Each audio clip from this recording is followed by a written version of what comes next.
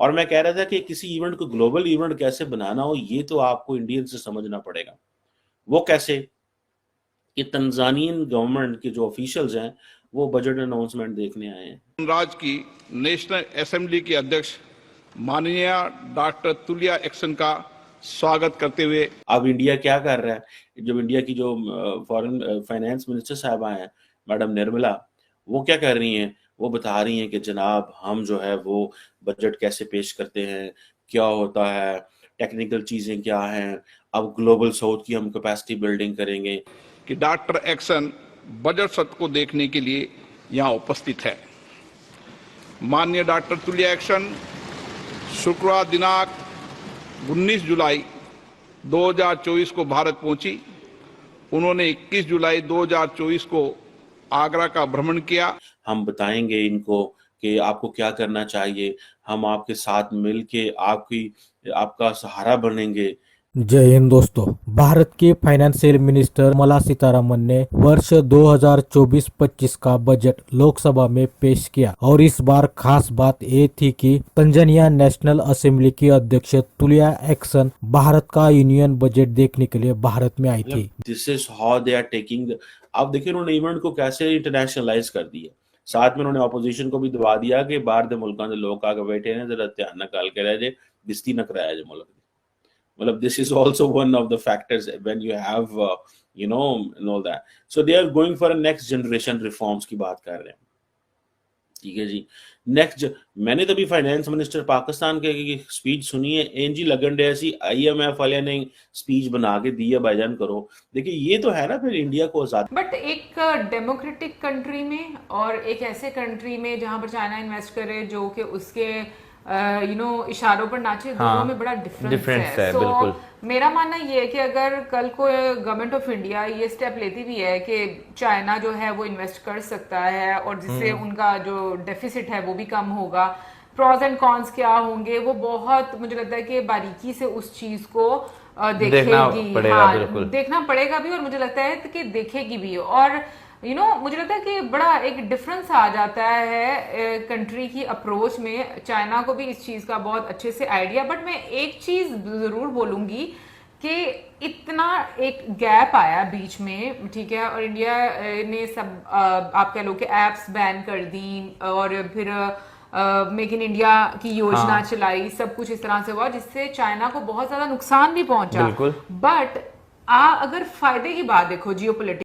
दोस्तों आपको बता दें कि वित्त मंत्री निर्मला सीतारमण इस बार का बजट पेश कर अनोखा रिकॉर्ड अपने नाम कर लिया है। वह लगातार 7 केंद्रीय बजट पेश करने वाली पहली वित्त मंत्री बन गई है। बता दें कि संयुक्त गणराज्य तंजानिया की नेशनल असेंबली की अध्यक्ष और अंतर संसदीय संघ की अध्यक्ष माननीय डॉक्टर तुलिया एक्सन 24 जुलाई 2024 तक आधिकारिक यात्रा के लिए नई दिल्ली पहुंची है। राजदूत अनिशा मबेगा और राजदूत श्री अंजनी कुमार और लोकसभा के मुख्य प्रोटोकॉल ने भारत में डॉक्टर तुलिया का स्वागत किया। अपनी यात्रा के दौरान माननीय डॉक्टर तुलिया ने भारतीय संसद का दौरा किया और अपने मेजबान भारतीय संसद के अध्यक्ष माननीय के साथ चर्चा की। माननीय स्पीकर ओम बिरला डॉक्टर तुलिया और भारतीय संसद के सदस्यों को लोकतंत्र और संसदीय कूटनीति पर एक व्याख्यान भी देंगे। दोस्तों भारत 2022-23 में 6.4 बिलियन अमेरिकी डॉलर के द्विपक्षीय व्यापार के साथ तंजानिया का तीसरा सबसे बड़ा व्यापारिक भागीदार है। भारत भी तंजानिया में शीर्ष 5 निवेश स्रोतों में से एक और तंजानिया निवेश केंद्र के अनुसार तंजानिया में भारतीय निवेश 3.74 बिलियन अमेरिकी डॉलर तक है। दोस्तों बता दें कि वित्त मंत्री ने कृषि क्षेत्र के लिए 1.52 लाख करोड़ के आवंटन की घोषणा की, जिससे ऑटोमोबाइल विशेष रूप से स्तर के 2 पहिया और ट्रैक्टरों की ग्रामीण मांग को लाभ हो सकता है। दोस्तों बता दें कि मंत्रालयों में डिफेंस के लिए यानी 1,72,000 करोड़ रुपए का आवंटन कर दिया, यानी लगभग रक्षा मंत्रालय को US $75 बिलियन आवंटित किया गया। जो है इंडिया की जो फाइनेंस मिनिस्टर है वो आजाद है, उसको IMF की डिक्टेशन तो नहीं लेनी पड़ती। आज तंजानियन ऑफिशियल्स को वो बिठा के वो प्रेजेंटेशन दे रहे हैं, वो क्या मैसेज दे रहे हैं ग्लोबल साउथ को, वो अफ्रीका को क्या मैसेज दे रहे हैं, वो गरीब मुल्कों को या माड़े मुल्कों को की मैसेज दे रहे हैं, हमसे सीखे। भूल जाए अमेरिका को, लंदन को, फ्रांस को, बेल्जियम को, हमसे सीखें, हम आपके करीब हैं, हम आपको बताएंगे। इन डेवलप वर्ल्ड के आपके से बहुत सारे गोल्स हो सकते हैं, लेकिन हमारे आपके साथ गोल्स कोई नहीं है। गोल्स के बगैर तो कोई कुछ भी नहीं ना करता। Everything is for an interest. ठीक है जी। अब इंडियन जो बजट है, मैंने बताया ना किस तरह उसको ग्लोबल इवेंट बना दिया, कि वो जो इवेंट है जो क्या उसे बोलते हैं, ये मैडम निर्मला जो है, she is very wise woman by the way. ये पिछले 5 साल भी तो फाइनेंस मिनिस्टर थी, अभी भी ये फाइनेंस मिनिस्टर आई हैं, और बड़ी ऑनेस्ट और अपराइट किस्म की हैं। और मैंने देखा कि वो जिस गाड़ी में बैठी हैं, यकीन करके माने, निर्मला साहिबा जिस गाड़ी में बैठी हैं वो पाकिस्तान की 1300 सीसी गाड़ी है। और पाकिस्तान के फाइनेंस मिनिस्टर का प्रोटोकॉल चेक कीजिएगा, 1300 की होगी या 1800 सीसी की होगी, मुझे तो 1300 1500 की लगी है। और पाकिस्तान के फाइनेंस मिनिस्टर को देखिएगा, रेंजर्स की गाड़ियां, डबल कैबिन डाले, बुलेट प्रूफ गाड़ियां, V8, ये वो, मतलब ऐसे तरफलाट तूफान आ जाता है यार।